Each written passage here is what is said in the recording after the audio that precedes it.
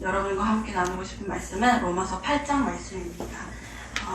하나님께서 제 삶을 통해서 이 로마서 8장을 굉장히 깊이 묵상하게 하셨어요. 그래서 이 시간에 제 삶을 좀 나누고 또 하나님께서 저에게 주신 은혜 너무 많지만 일부 조금 나누고 그리고 또 하나님께서 더불어 우리에게 주신 은혜 그리고 하나님께서 우리에게 주고 싶으신 은혜를 함께 나누고자 합니다. 그래서 오늘 말씀을 듣고 위로가 필요하신 분들에게는 위로가, 또 도전이 필요하신 분들에게는 도전이, 감사와 은혜가 필요하신 분들에게는 감사와 은혜가 되는 시간이 되기를 소망합니다. 언제나 이 자리는 떨리는 것 같습니다. 제가 여러 번 많이 서기는 했는데요. 항상 설 때마다 굉장히 긴장되고 떨리는 것 같습니다. 여러분 지금 굉장히 여기 가려서 안 보이시죠? 이렇게 가끔 이렇게 다리를 후들후들 떨기도 해요. 이렇게 후들후들 떨면서 막 설교를 하기도 합니다. 하나님의 말씀을 선포하는 자리라서 그런 것 같습니다. 그만큼 말도 안 되는 자리에 저를 또 하나님께서 세워주셨고 어떨 때는 이 자리에 눌려서 제 자신이 너무 작아 보이기도 했고요. 또 어떨 때는 이 자리에 힘입어서 힘을 얻기도 했던 것 같습니다. 오늘 말씀을 준비하면서 저 처음 사역 시작했던 계기부터 해서 쭉 한 2년 동안의 삶이 파노라마처럼 생각이 났습니다. 지나고 돌이켜보면은 마냥 기쁘고 또 행복하지만은 않았던 것 같아요. 사실 버겁고 힘든 일도 있었지만은 지나고 보니 너무 참 감사한 시간들이었습니다. 혹시 그 초창기에 저 혹시 다들 여기 기억하실 거예요. 저 이렇게 사무실에 콕 박혀가지고 나오지도 않고 말수도 굉장히 적고 엄청 낯가리고 나이도 되게 어린데 저 교육전도사의 이 개척교회에서 사역 제대로 할 수 있겠나 아마 걱정을 하셨을 것 같아요. 저도 제 자신이 걱정이 많이 됐으니까요. 그래서 제 기쁜 얘기를 안 할 수가 없을 것 같습니다. 여러분 혹시 우울증이 뭔지 아시나요? 우울증 사실 많이 들어보셨죠? 우울증이 뭐냐면 마음의 감기라고 해요. 근데 그렇게 불리는 병이기는 한데 그냥 감기라고 하기에는 너무 괴로운 병이에요. 이 우울증이 걸리면은 일단 사람의 의욕이 일단 없어지고요. 저 밥 잘 먹는 거 아시죠? 그래서 밥 먹는 거 굉장히 좋아하는데 밥을 먹는 것도 싫어지고 하루 종일 잠자거나 아니면은 뜬눈으로 밤을 지새우거나 잠을 잘 못 자고요. 또 사람이랑 만나는 자체가 너무 힘들어지고요. 그리고 심할 때는 이렇게 삶을 포기하려는 생각도 들고 전반적인 이 정신 기능이 현저 이렇게 떨어져서 이 우울증이 걸리면은 항우울제라는 약을 이제 처방받아서 이제 먹어야 돼요. 그렇게 하면서 상담도 병행해야지 조금 이렇게 나을까 말까 하는 이제 그런 병이에요. 근데 제가 사실 여기 서울에 올라온 지 한 2년 정도 딱 지나면서 이제 이 우울증이 왔었어요. 그래서 우울증인데 오게 된 일이 여러 가지 계기가 있긴 했는데 이제 부모님과의 이제 그런 가족 불화 이런 거가 이제 발단이 되어서 좀 혼자 살면서 좀 악화가 됐었어요. 그래서 처음에는 사실 제가 우울증에 걸린지도 몰랐어요. 근데 이렇게 어느 날 보니까 제 집이 너무 이렇게 쓰레기장이더라고요. 집이. 그래서 또 그렇게 갑자기 그 쓰레기장이 된 집을 보면은 제 자신이 너무 한심하고 그런 시기를 보냈던 것 같습니다. 근데 그러다가 이제 다들 많이 아시죠? 제가 이제 우리 목사님이랑 이제 제가 제자였잖아요. 그래서 오랜만에 이제 목사님을 뵙게 됐어요. 목사님 이제 와라 해가지고 이제 갔어요. 지금 생각해보면 이게 너무 제 목숨을 살리는 은혜인데 사실 근데 또 목사님이 상당한 공부를 하고 계셨기 때문에 그게 눈에 보이셨던 것 같아요. 그러니까 저는 그냥 목사님 집에 가서 계속 울기만 했던 것 같습니다. 그냥 목사님 집에 가서 계속 울고 얘기를 하다도 울고 계속 울었죠. 그러니까 이렇게 맨날 많이 울다가 목사님 이제 안 되겠다, 너 이제 병원 가라 이렇게 해서 병원에도 갔고 약을 받아서 이제 먹었죠. 근데 저는 사실 이 우울증만 있는 게 아니었습니다. 공황장애라는 거랑 그다음에 과호 증후군이라는 게 또 있었어요. 공황장애라는 거는 뭐냐면 증상이 굉장히 다양해요. 근데 이게 갑자기 막 너무너무 불안해지면서 막 발작이 오는 거예요. 그러다가 갑자기 이 공간이 너무 막 답답해 보여요. 그러면 여기를 뛰쳐나가야지 내가 살 것 같으니까 갑자기 막 뛰쳐나가기도 하고 갑자기 앞이 하얗게 보이면서 막 호흡을 막 못할 것 같기도 하고 막 식은땀을 줄줄 흘리는 이제 뭐 어지럽고 뭐 그런 증상들이 있고요. 그다음에 과호흡 증후군은 이게 증후군은 원래 이유가 없는 거잖아요. 그래서 원래 이유 없이 사람들이 호흡을 할 때 산소와 이산화탄소가 이렇게 들이마시고 이제 나가잖아요. 근데 순간적으로 숨을 딱 내쉴 때 이산화탄소가 좀 많이 배출이 과하게 되면은 이제 근육의 힘이 다 없어진대요. 그럼 힘이 당연히 다 없어지니까 쓰러지겠죠. 그렇게 되면서 과호흡해서 막 이렇게 과호흡이 되는데 그런 질병에서 여러 가지 질병들이 있는 이 상태에서 제가 이제 사역을 시작하게 된 겁니다. 사실은 목사님께 진짜 여러 번 거절을 했어요. 왜냐면 제가 제 몸 하나 건사를 못하는 사람인데 내가 뭘 할 수 있을까 그런 생각들이 사실 들었기 때문입니다. 근데 이제 몇 달에서 기도하고 이제 고민하고서 기도하다가 그냥 결국에는 사실 그냥 순종하게 되더라고요. 그냥 순종했어요. 그냥 순종해서 사역을 시작하게 됐습니다. 사역을 시작을 했을 때 계속 병을 가지고 있었기 때문에 계속 졸리고 이제 약 때문에 이제 멍하고 그리고 사람 만나는 게 두렵고 무섭고 의기소침하고 위축돼 있고 모든 것이 두렵던 그런 시기였던 것 같습니다. 저한테는 제 이 질병이 너무 버리고 싶고 잊어버리고 싶은 부분이었어요. 너무 그냥 내가 갖고 있는 것 중에서 왜 보기 싫은 부분들은 다 있으시잖아요. 너무 싫은 진짜 막 정말 증오하는 막 그런 부분이었어요. 근데 사실 왜냐면 이런 부분 말고도 약간 이렇게 어렸을 때부터 쭉 이렇게 질병이 좀 이렇게 많았고 또 큼직큼직한 것도 사실 있었기 때문에 저한테는 이제 건강에 대한 염려도 엄청 이제 컸거든요. 그래서 그런 부분이었죠 저한테. 근데 하나님께서 놀랍게 역사를 하시는데 더보든교회에서 이제 사역한 지 한 반년 정도 이제 지났을 때예요. 그러니까 작년 말쯤에 약을 이렇게 평소처럼 계속 이렇게 먹고 있는데 이제 뭔가 이전이랑 좀 다른 거예요. 이렇게 몸이 상태가. 그래서 다시 병원을 갔는데 다시 검사를 해보고 했는데 이제 안 먹어도 될 것 같다고 하더라고요. 그 이후로 쭉 안 먹고 있습니다. 저 약. 네, 진짜 할렐루야.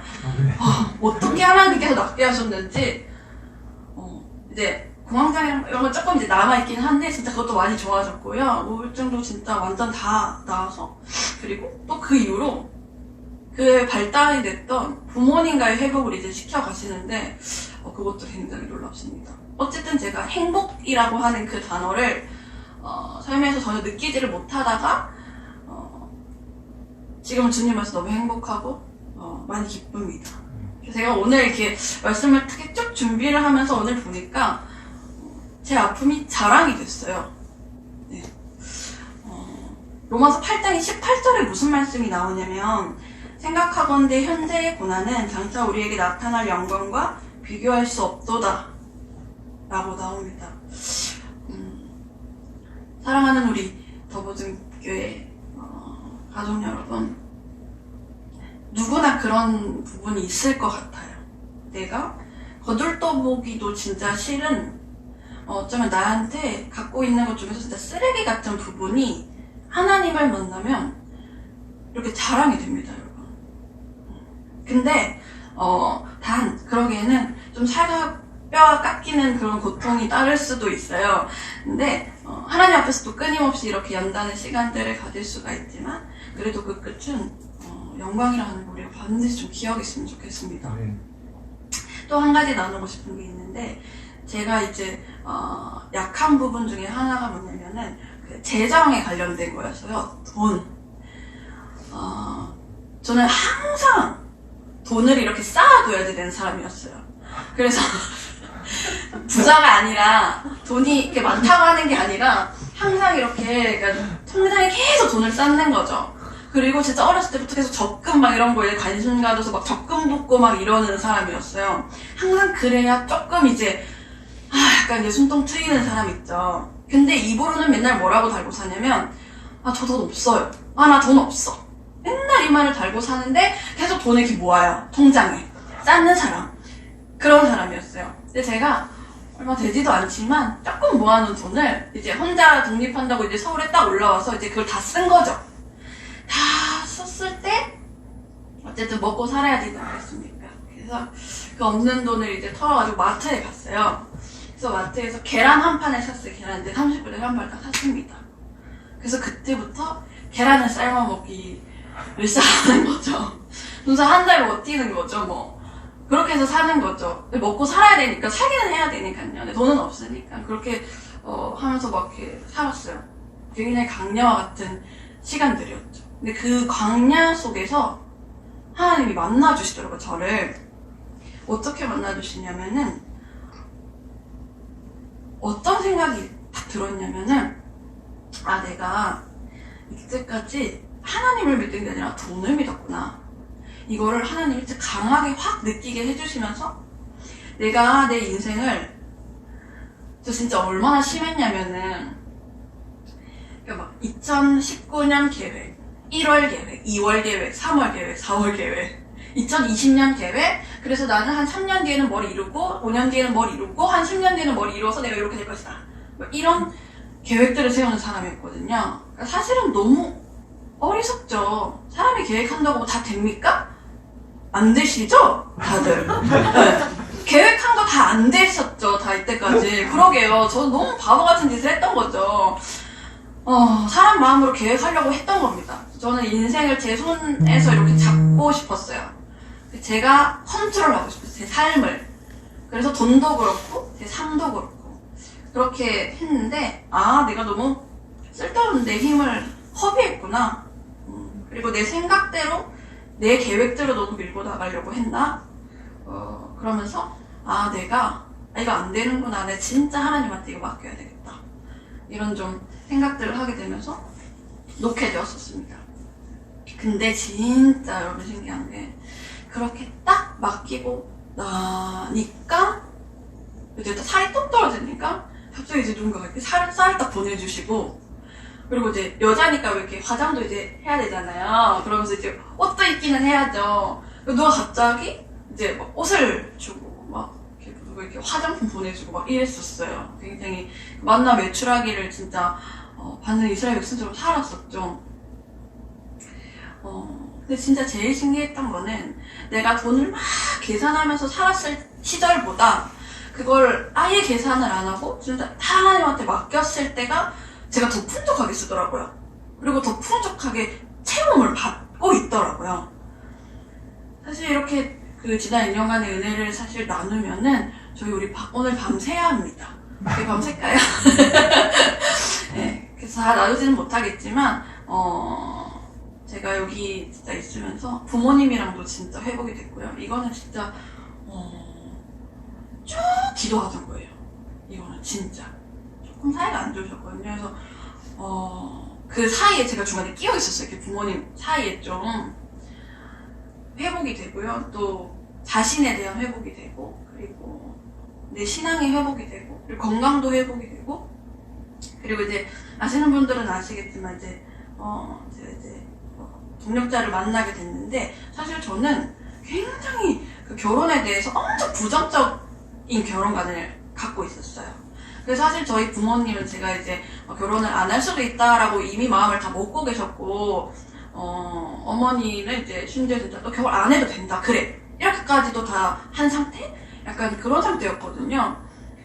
근데 그럼 저에게 하나님께서 막 그 부분을 만지시더니, 감사하게도 섭리 가운데 또 예배에 놓으신 동력자를 만나서 또 연합하게 하신 거에 대한 또 회복, 뭐 여러 가지 많은 회복들이 진짜 있었던 것 같습니다. 여러분 근데 하나님께서는 큰 것을 바라시지 않는 것 같아요. 네, 제가 진짜 경험해보니까 하나님 큰 거 바라시지 않고, 솔직히 우리가 아무리 한다고 해서 하나님이 진짜 이만큼도 따라갈까요?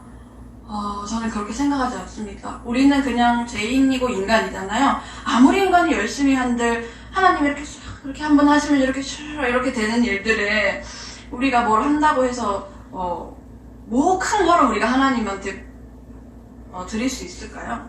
근데 우리가 할 수 있는 것, 그리고 우리가 해야 되는 거는 그냥 순종인 것 같아요. 순종. 그리고 그 작은 믿음. 그건 것 같습니다. 그리고 내가 갖고 있는 이 연약함을 그냥 솔직하게 하나님 앞에 내려놓는 거.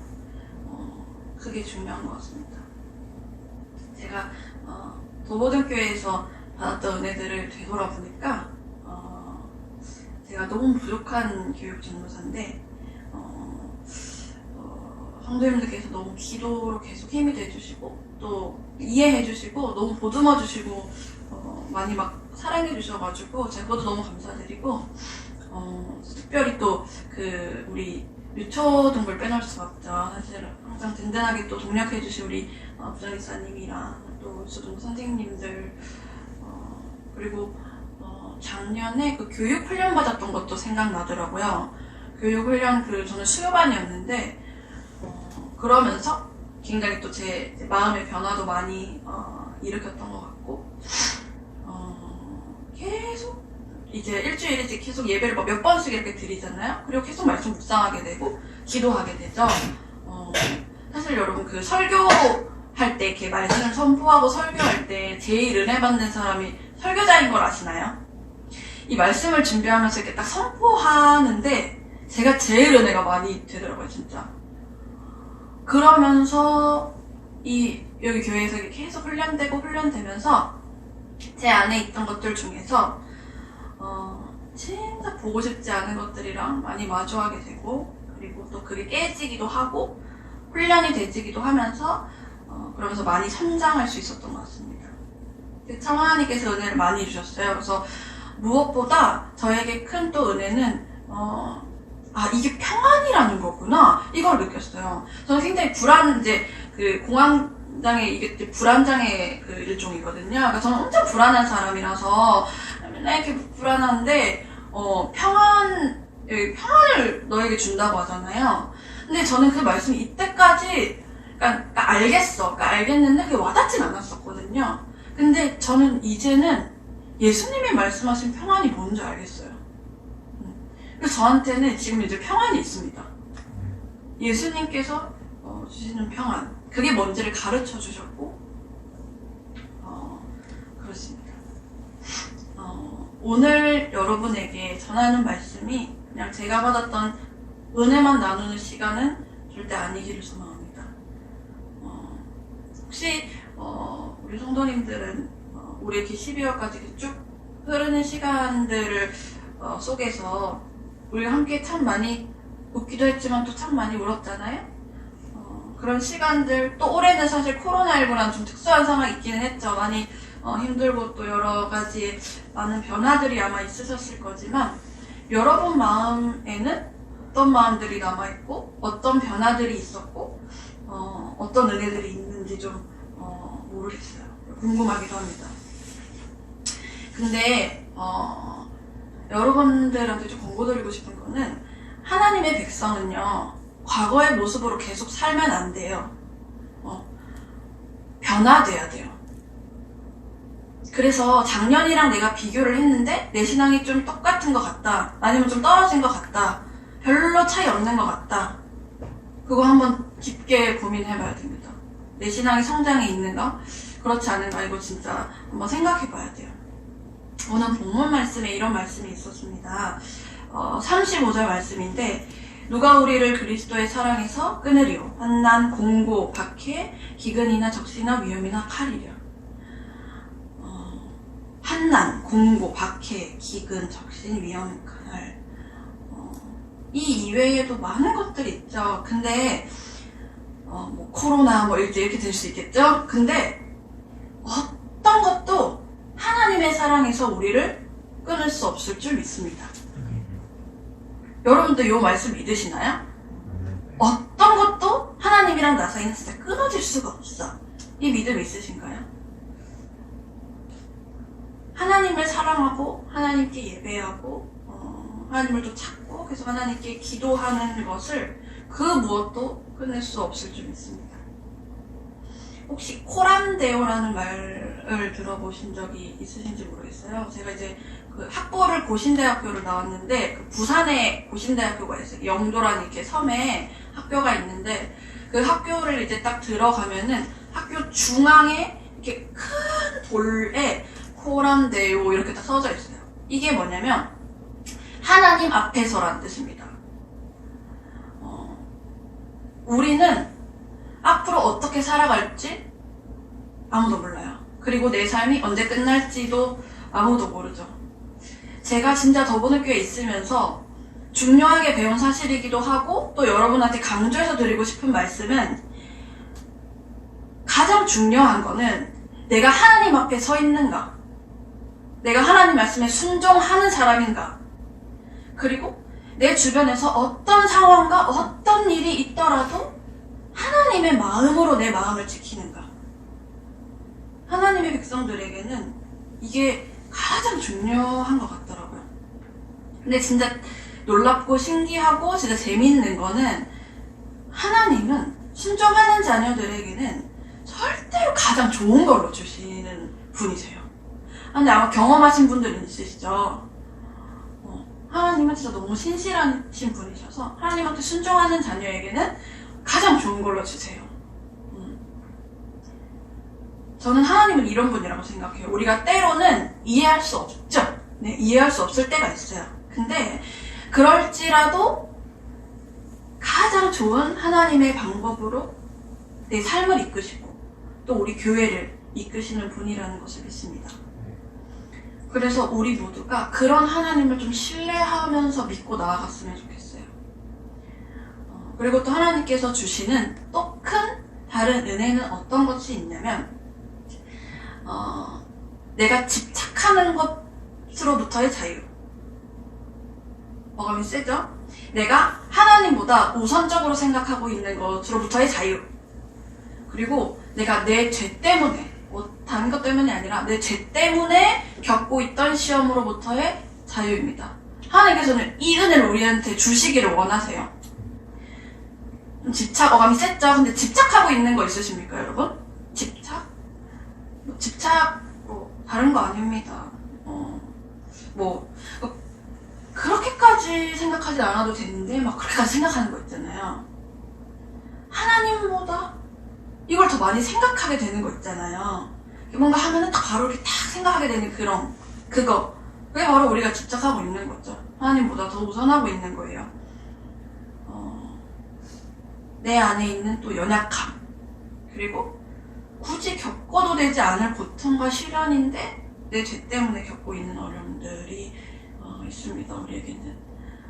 하나님께서는 우리에게서 그거로부터의 자유를 주시기를 원하세요. 그래서 저는 우리 모두가 이런 것들로부터의 자유를 얻기를 소망합니다.